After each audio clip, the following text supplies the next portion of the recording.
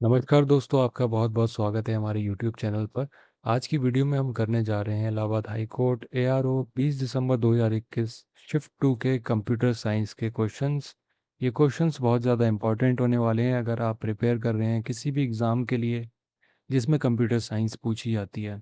और अभी जो प्राइवेट सेक्रेटरी है उसका एग्ज़ाम जल्दी होने वाला है और RO ARO की वैकेंसीज भी आने वाली हैं। तो चलिए दोस्तों, शुरू करते हैं इस वीडियो को। पहला क्वेश्चन है, the third generation computers were made with. तो हमें पता है कि जो डेवलपमेंट है कंप्यूटर्स का उनको हम जनरेशन की फॉर्म में पढ़ते हैं। तो इसका सही आंसर जो है वो दोस्तों हो जाएगा इंटीग्रेटेड सर्किट। ये जो थर्ड जनरेशन्स में है वो यूज़ किए गए थे। अब देख लेते हैं एक बार कि कैसे कैसे हमारा डेवलपमेंट हुआ है। फर्स्ट जनरेशन में यूज़ हुई थी वैक्यूम ट्यूब्स। सेकंड में यूज़ हुए थे ट्रांजिस्टर्स। थर्ड में यूज़ हुए थे आईसी, जैसा कि हमने अभी पढ़ा। फोर्थ में यूज़ हुआ था हमारा माइक्रो प्रोसेसर्स। और इसको बोलते हैं हम लार्ज स्केल इंटीग्रेशन या वेरी लार्ज स्केल इंटीग्रेशन। यहाँ पे इंटीग्रेशन हुआ है ट्रांजिस्टर्स का। पहले ट्रांजिस्टर्स बने, उसके बाद इंटीग्रेटेड सर्किट्स, इसमें बहुत ज़्यादा ट्रांजिस्टर लगाए गए, मतलब उस टाइम के हिसाब से। उसके बाद फिर और ज़्यादा छोटी चिप पर कई सारे ट्रांजिस्टर लगा दिए गए, जिससे क्या हुआ, प्रोसेसिंग पावर बढ़ गई और पावर कंजम्पशन जो था वो घट गया था। तो इसलिए इसको बोलते हैं लार्ज स्केल या वेरी लार्ज स्केल इंटीग्रेशन। अब आ जाते हैं प्रेजेंट जनरेशन, जो अभी हम देख रहे हैं जिसको। तो AI और एडवांस टेक इसमें शामिल किया गया है और इसमें अल्ट्रा लार्ज स्केल इंटीग्रेशन किया गया है। यहाँ पे कुछ इंपॉर्टेंट एग्जांपल हैं, इनको आप याद कर लीजिए, ये एग्जाम्स में पूछे जाते हैं। Second question is line printer speed is specified in terms of. तो लाइन प्रिंटर की स्पीड कैसे नापी जाती है? इसको नापा जाता है दोस्तों लाइन पर मिनट में, LPM। अब आइए देख लेते हैं बाकी सारे प्रिंटर्स की स्पीड कैसे कैसे नापी जाती है। डॉट मैट्रिक्स प्रिंटर की जहाँ नापी जाती है कैरेक्टर्स पर सेकंड में। डेजी व्हील प्रिंटर की भी कैरेक्टर्स पर सेकंड में। इंकजेट और लेज़र प्रिंटर की नापी जाती है पेजेस पर मिनट में। और हमारा लाइन प्रिंटर का हमने अभी देख ही लिया था, लाइंस पर मिनट। यहाँ पे एक ध्यान देने वाली बात है दोस्तों, जो डॉट मैट्रिक्स है, डेजी व्हील है और लाइन प्रिंटर है, ये तीनों जो एग्जांपल्स हैं वो हैं इम्पैक्ट प्रिंटर के। Impact printer. और हमारे ये दो एग्जांपल हैं नॉन इम्पैक्ट प्रिंटर के हैं।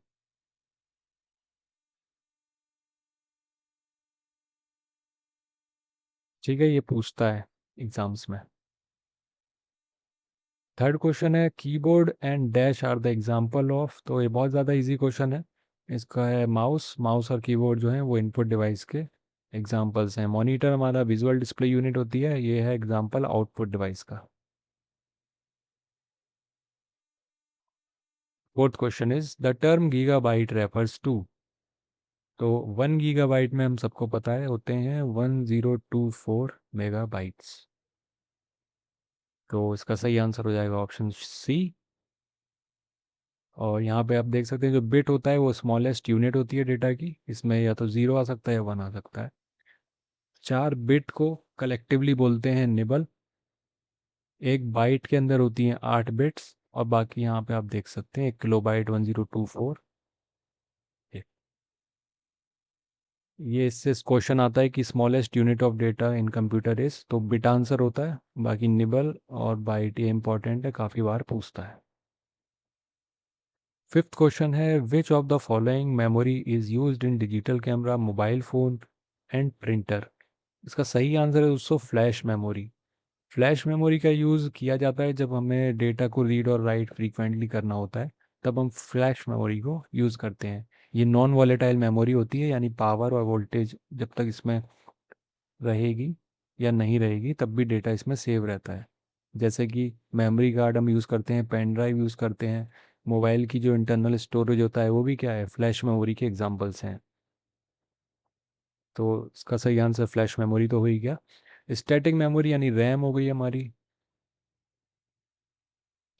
EPROM और EEPROM ये रोम के टाइप्स हैं।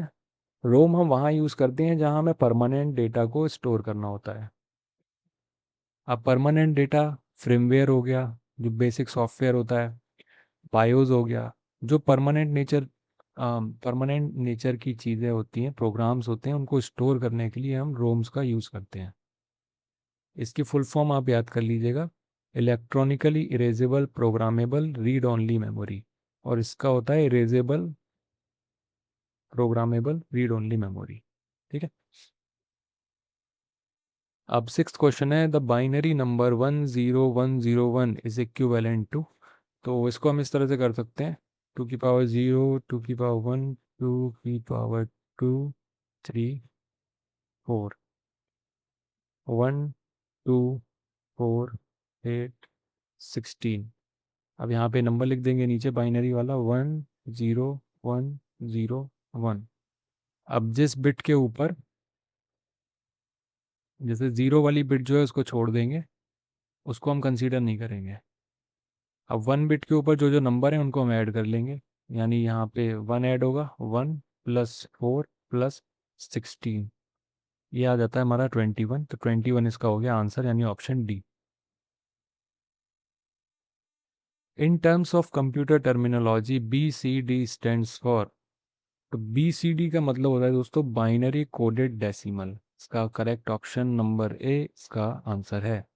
अब समझ लेते हैं बाइनरी कोडेड डेसिमल क्या होता है। तो जैसा कि हमने अभी पिछले क्वेश्चन में देखा था कि हमने 21 का जो बाइनरी था उसको कन्वर्ट किया था डेसिमल में, यानी 21 में।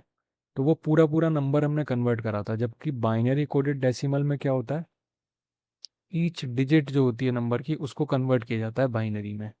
जैसे यहाँ पे एग्जांपल के तौर पे देखें 45, तो इसका बाइनरी क्या है, इसका बाइनरी है 101101। ये तो बाइनरी नॉर्मल हो गया।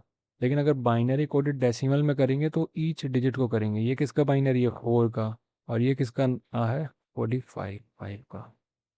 तो यहाँ पे आप गैप देख रहे होंगे ना। तो इस तरह से ईच डिजिट का हम करते हैं।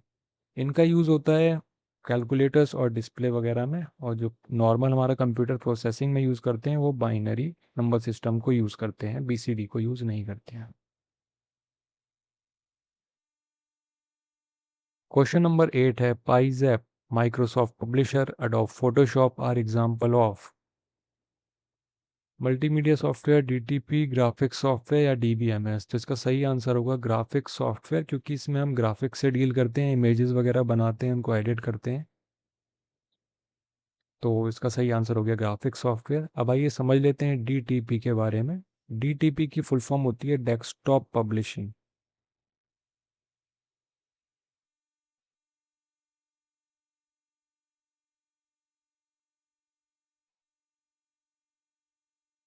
और कुछ इंपॉर्टेंट एग्जांपल्स हैं इसके, Adobe PageMaker, InDesign, CorelDRAW, Microsoft Publisher. Microsoft Publisher दोनों में आया, ये दोनों के लिए यूज़ होता है। लेकिन उसमें फोटोशॉप और पाइजैप था जो कि फोकस्ड है ग्राफिक्स के लिए, तो उसका आंसर तो वही रहेगा, ग्राफिक्स सॉफ्टवेयर। और जो DTP सॉफ्टवेयर होते हैं इनका यूज़ किया जाता है पब्लिशिंग में, जैसे न्यूज़पेपर वगैरह अगर किसी को बनाना है, बुक पब्लिश करनी है तो उसकी फॉर्मेटिंग, डिज़ाइन करना, इस तरह की चीज़ें DTP सॉफ्टवेयर करते हैं, desktop publishing software. Next question है, the basic architecture of computer was developed by who of the following.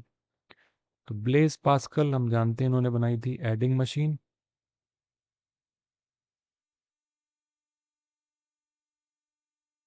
एक कैलकुलेटर बनाया था इन्होंने जो एडिशन और सब्सट्रैक्शन कर सकता था,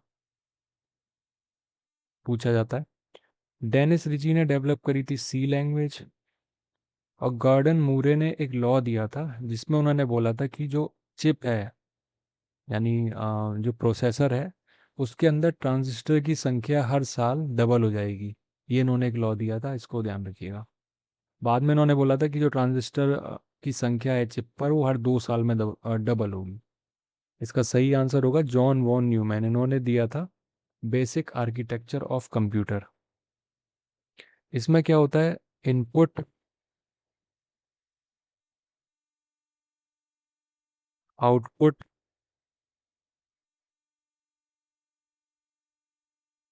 मेमोरी यूनिट, कंट्रोल यूनिट और अर्थमेटिक एंड लॉजिक यूनिट। ये 5 चीज़ें इसमें होती हैं। हमारे जो मॉडर्न कंप्यूटर्स हैं वो इसी वाले बेसिक आर्किटेक्चर पे काम करते हैं। तो इसका सही आंसर हो जाएगा जॉन वॉन न्यूमैन।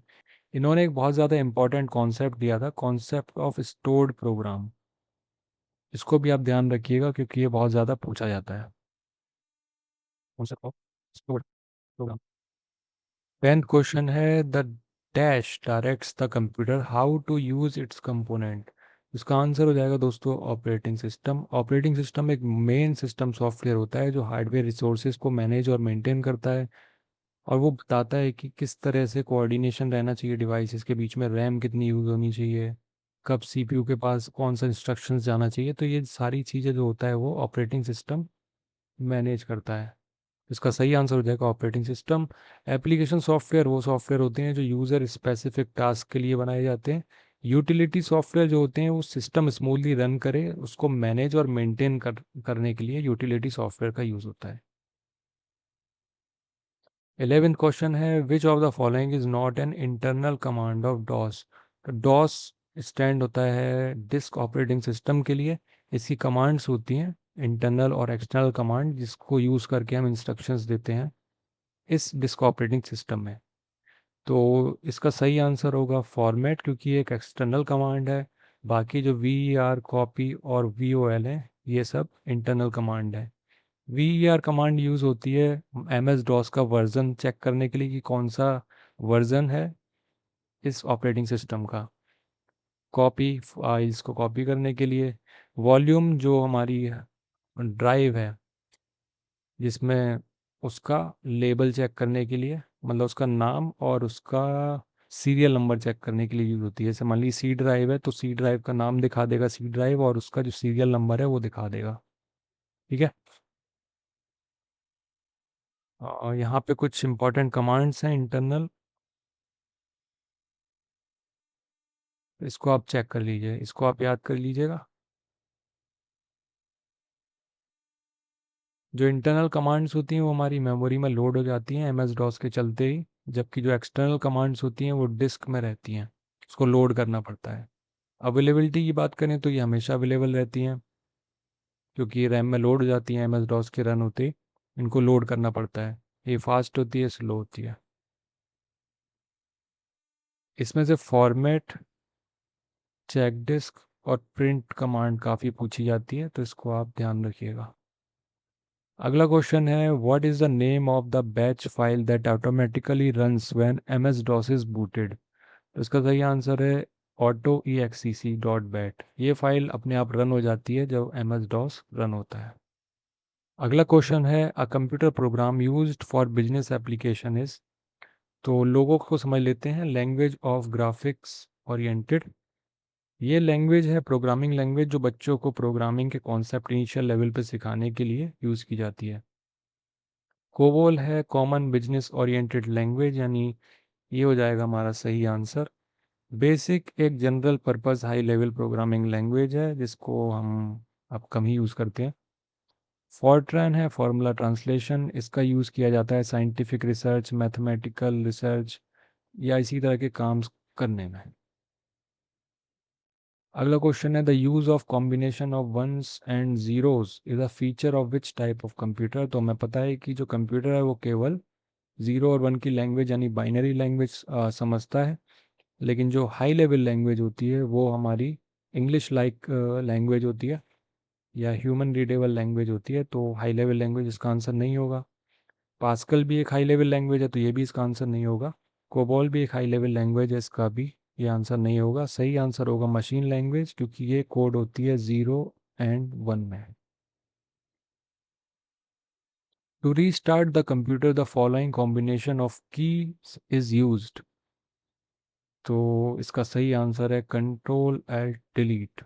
ये एक शॉर्टकट है कंप्यूटर को रीस्टार्ट करने के लिए।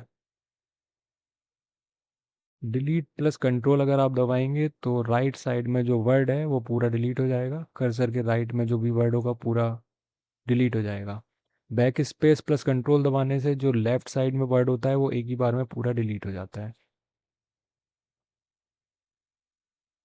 जैसे यहाँ पे मान लीजिए आपका कर्सर है, आप डिलीट प्लस कंट्रोल दबाएंगे तो ये पूरा वर्ड जो है वो डिलीट हो जाएगा।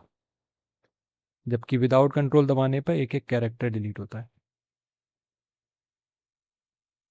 16 news website deliver customized feed by RSS which stands for. तो आरएसएस की फुल फॉर्म होती है दोस्तों रियली सिंपल सिंडिकेशन।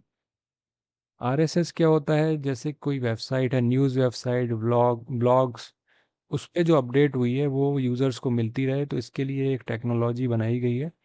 इसको इधर देख लेते हैं। R S S really simple syndication is a technology use to automatically receive updates from websites like blogs, news site और यूट्यूब चैनल। जैसे कि ये वेबसाइट है इलाहाबाद हाई कोर्ट की, यहाँ पे आरएसएस आपको दिख रहा होगा, इस पर आप क्लिक करेंगे तो एक एक्सएमएल कोड आपको मिलेगा, उसको आपको डालना पड़ेगा एक आरएसएस फीड रीडर में।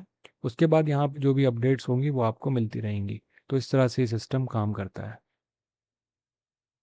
अगला क्वेश्चन है the first bar of M S Word is.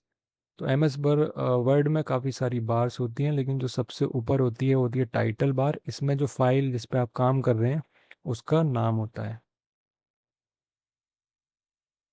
तो आंसर हो जाएगा इसका टाइटल बार।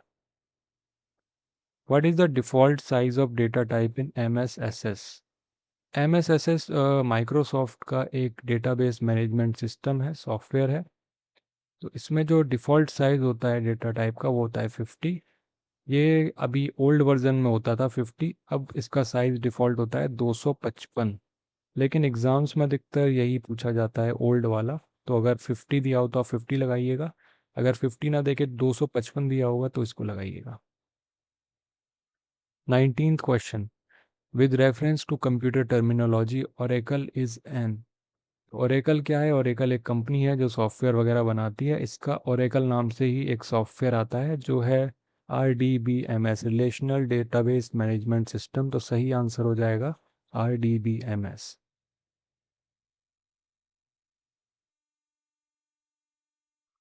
अगला क्वेश्चन है geometric arrangement of devices on the network is called. तो नेटवर्क पे जो डिवाइसेस को हम अरेंज करते हैं वो करते हैं टोपोलॉजी के अंदर। इसका सही आंसर हो जाएगा टोपोलॉजी। किस तरह से सिस्टम्स एक नेटवर्क में कनेक्टेड हैं उसको टोपोलॉजी बोलते हैं। जैसे कि मान लीजिए सिस्टम्स हैं कई सारे, ये आपस में कनेक्टेड हैं, तो ये किसका एग्जांपल है? रिंग टोपोलॉजी है। इसी तरह से कई सारे अरेंजमेंट्स होते हैं, स्टार टोपोलॉजी, बस topology, mesh topology, tree topology. तो उनका अलग अलग यूज़ होता है। एक इम्पॉर्टेंट समझ लीजिएगा, याद रख लीजिएगा, ईथरनेट। ईथरनेट में यूज़ होती है बस टोपोलॉजी। ठीक है, ये क्वेश्चन आया हुआ भी है। Question number 21 a reference to data that reader can directly follow is. तो इसका आंसर है दोस्तों हाइपर लिंक। हाइपर लिंक ऐसी लिंक होती है किसी वेबसाइट पर जिस पे क्लिक करने पर हम किसी और वेब पेज या किसी और फाइल पे चले जाते हैं, रिडायरेक्ट हो जाते हैं। Next question is illegal कॉपिंग and distribution of software is. इसका आंसर हो जाएगा दोस्तों सॉफ्टवेयर पाइरेसी। इलीगली कोई सॉफ्टवेयर को कॉपी करना या उसको डिस्ट्रीब्यूट करना सॉफ्टवेयर पाइरेसी कहलाता है। तो ये थे दोस्तों previous year questions computer science related ARO exam के। आई होप आपको वीडियो पसंद आई होगी। अगर आपके कोई सवाल या सुझाव हैं तो नीचे कमेंट सेक्शन में बताइए। अब नेक्स्ट क्वेश्चन पेपर मैं जल्दी लेके आने वाला हूँ, तो चैनल को सब्सक्राइब कर लीजिए। Thanks a lot for watching, goodbye and take care.